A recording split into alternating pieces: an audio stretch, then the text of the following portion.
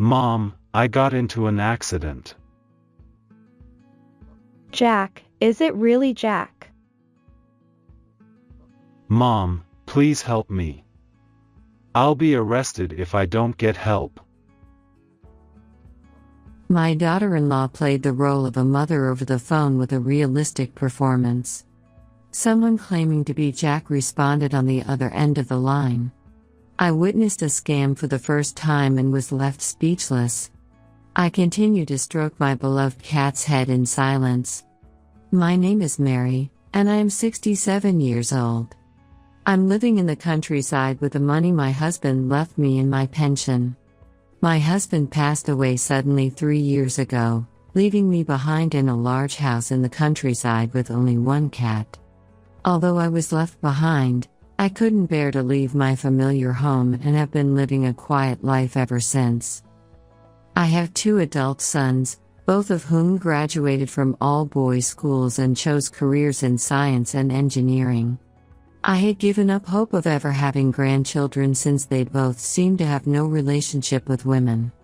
One day, my eldest son Michael, who had just turned 38, suddenly came to me with a young and beautiful woman named Mia and announced that they were getting married. I was shocked to learn that she was only 25 years old. How did my shy son manage to win the heart of such a young and beautiful woman? The 2 of them quickly filed their marriage papers and even had a photo wedding overseas. Is this what people do these days? I couldn't shake off my doubts, but I could only watch over the newlyweds. Since my son and daughter-in-law rented an apartment in the neighboring town, they often visited me on weekends. Perhaps they were worried about me living alone in a big house. Although my daughter-in-law always came with my son, she never looked me in the eye. Even when I tried to start a conversation, she only gave me simple answers like yes or no, and our conversations always ended quickly. My son was also a man of few words, so I had to rely on the sound of the TV to fill the awkward silence. I told my son several times that they didn't have to come visit me if it was too much trouble, but he only said, "Well, Mia wants to see you." I was afraid that if I told her directly that she didn't have to come, she might misunderstand me.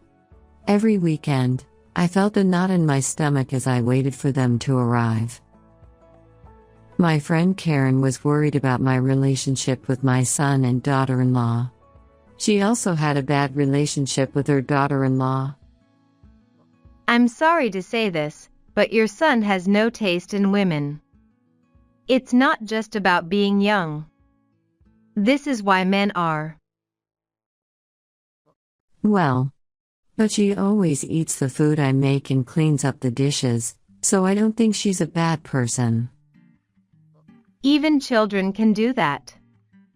If she's a daughter-in-law, she should come to her husband's family and do housework and be a conversation partner for her mother-in-law, right? Is that so?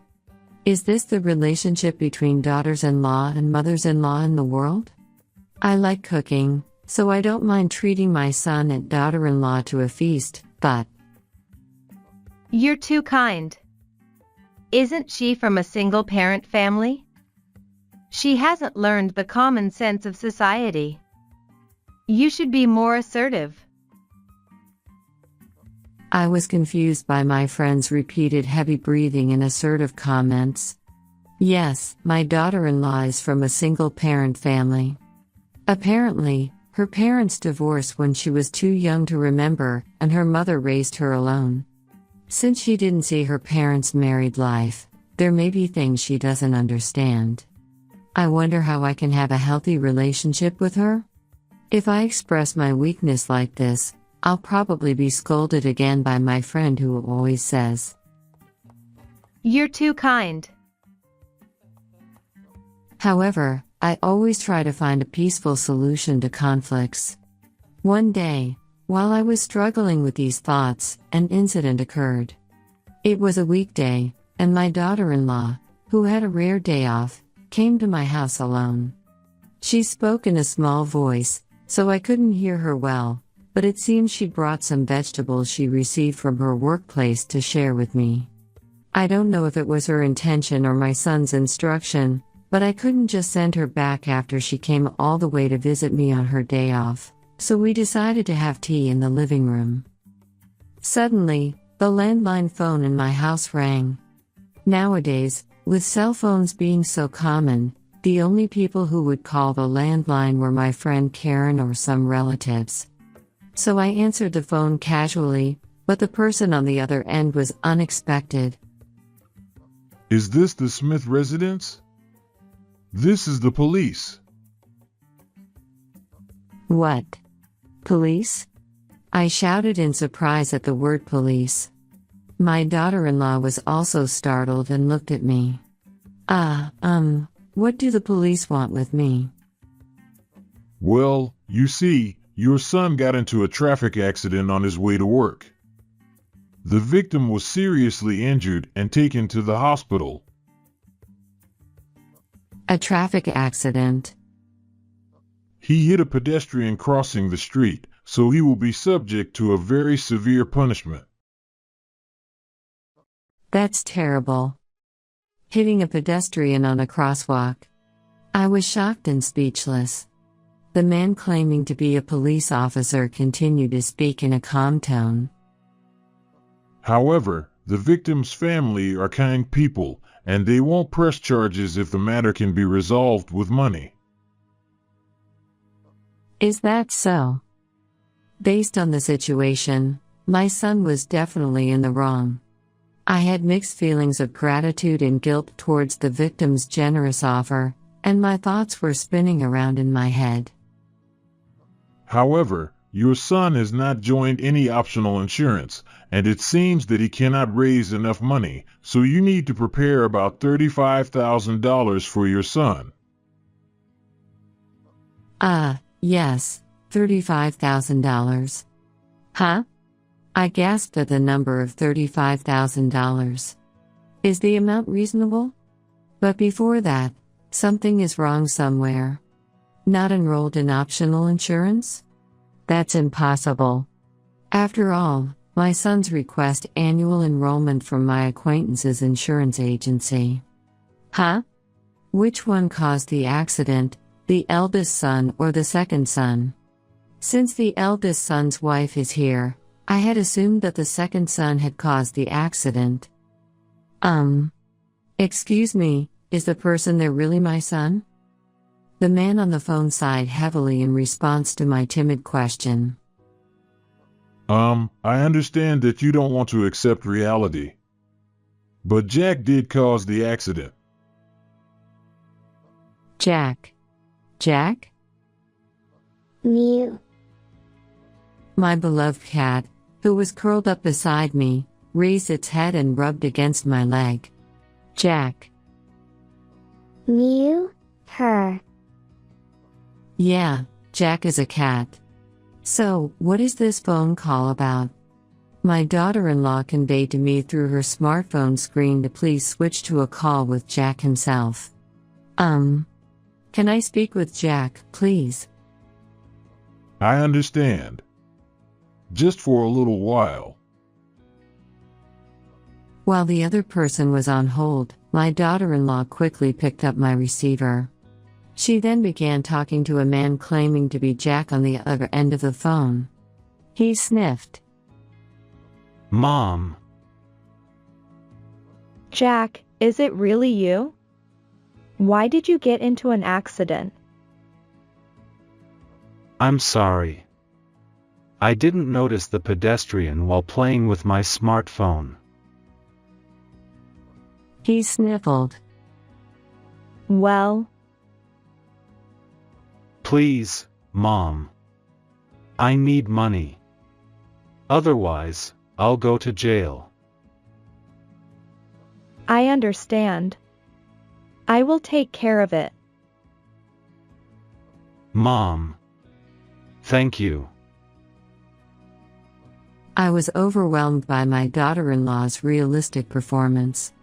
It seemed that the man on the other end of the phone had been replaced by the fake cop, So I quickly switched to the phone with my daughter-in-law and went along with the fake cop's story about how to deal with the situation. When the call ended, my daughter-in-law sighed. It's a typical scam. I knew it. Oh, but wait. You said you would prepare the money, right? Yes, I'll contact the real police now. If the fake cop comes, please do your best to act. Acting? That's impossible. I panicked, but my daughter-in-law firmly held my hand. It's okay, I'm with you. Mia. My daughter-in-law didn't look me in the eye and our conversation didn't go well. When I thought about it, it was strange that she visited my house alone at this timing. Can I trust what she says? My friend's warning to be careful with your daughter-in-law also crossed my mind. However, I wanted to believe in my son's innocence and in the woman he chose. Okay, I understand.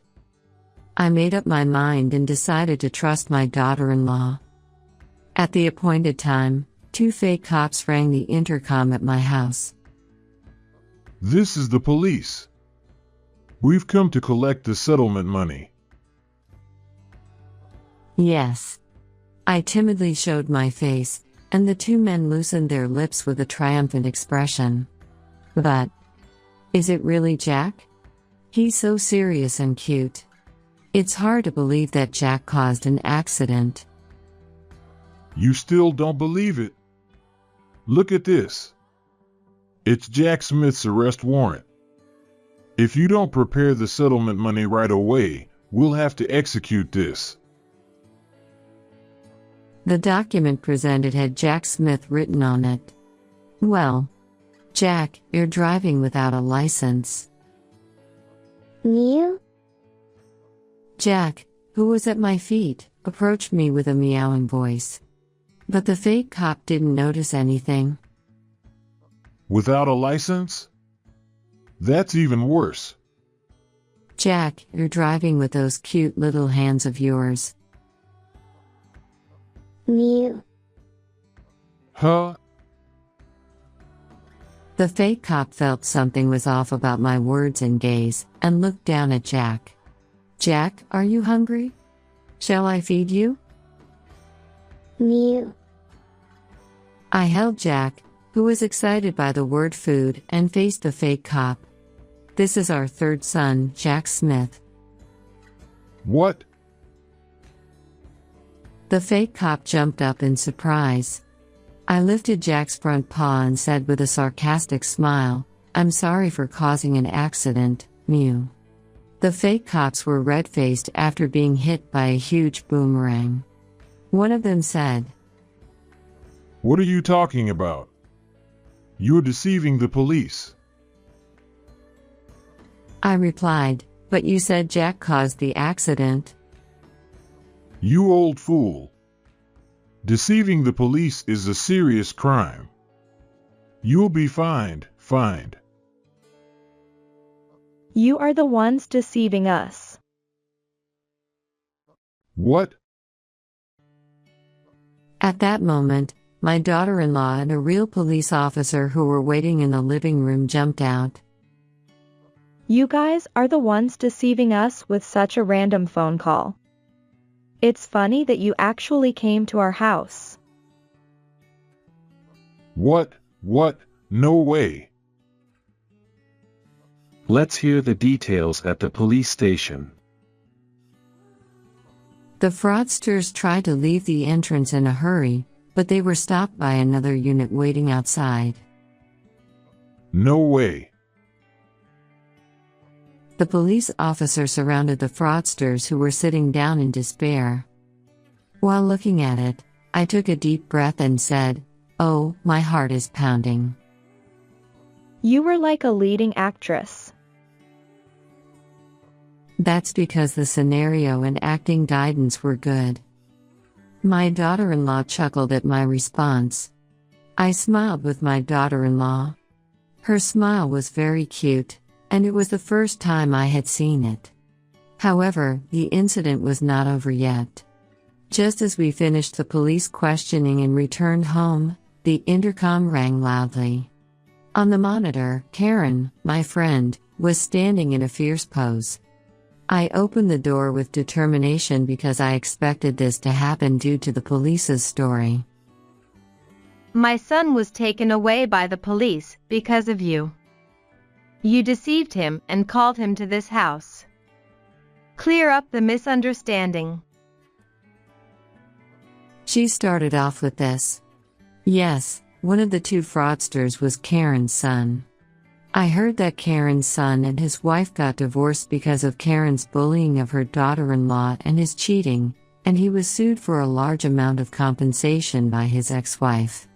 It seemed that his divorce caused a scandal involving his company, and he was fired and couldn't find a new job, and he was in a lot of financial trouble. At that time, Karen told her son that I was a kind-hearted old lady living alone with my husband's inheritance and that I had two sons. Karen's son, who was blinded by money, then planned this crime with his friend. The reason why our family information was subtly leaked was because it was a crime committed by someone close. The plan was sloppy because it was thought up by amateurs. It seems that Karen did not lend a hand, but it is true that her son came up with a crime from her gossip. Even so, I was going to forgive her if she apologized for her son's wrongdoing. But unfortunately, it doesn't seem to work that way. Her eyes were filled with hatred, and she pointed her blade at me. I didn't deceive you. I just reported it to the police because I thought it was a fraud. If you had told me from the beginning that Jack was a cat, my son would have given up on the fraud. We don't need such compassion for swindlers. No. She stomped her feet in frustration. My son and I are in trouble. If you're a friend, please help us with some money. She was screaming something that didn't make sense. I won't waste the money my husband worked hard to leave behind by helping criminals or people without morals. No way.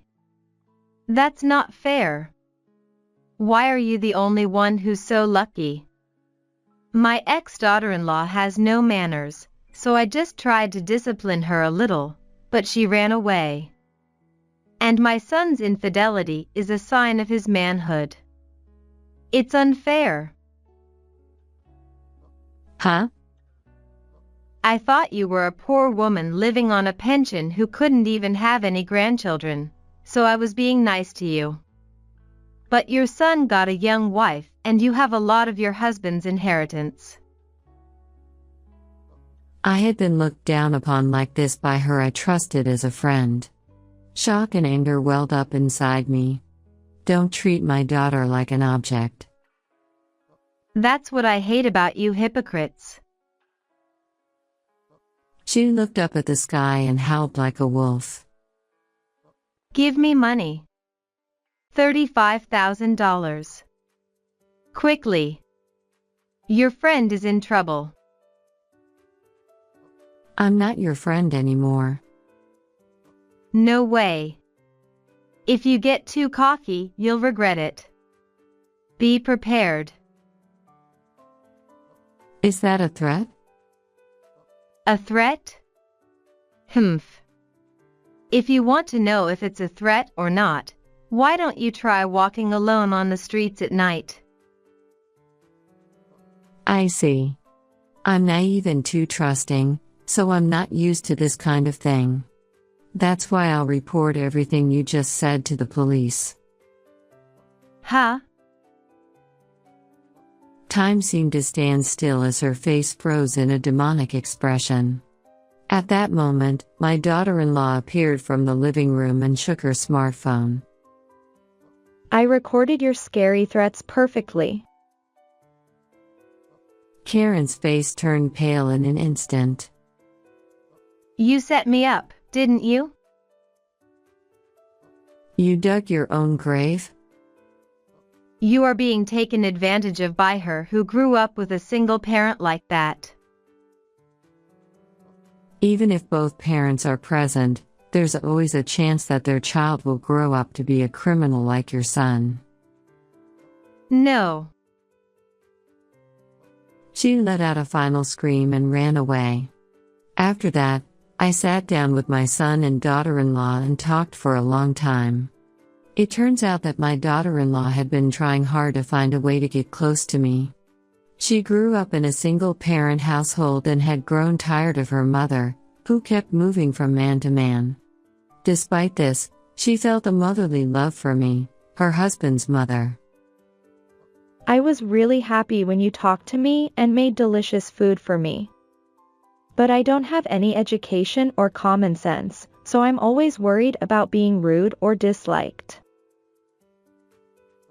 Mia.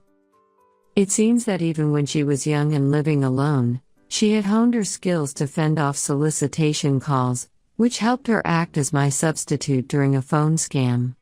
She also came to my house alone for the first time because she was worried about a suspicious man who had been looking at our house the day before.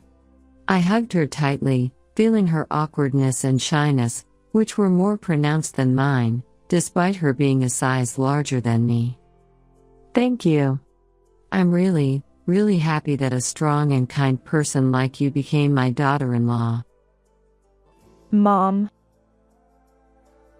Yeah, Mia is a good girl, and Mom is kind. I thought you two would get along. I glared at my son, who nodded in satisfaction. You need to learn to be more considerate of others. Mia, don't hesitate to do what you want. I'm sorry.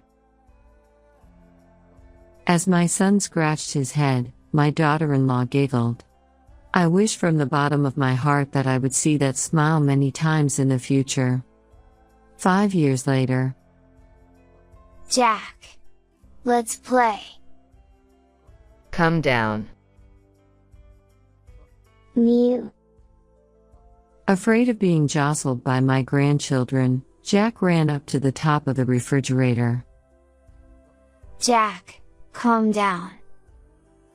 Come here. Mew.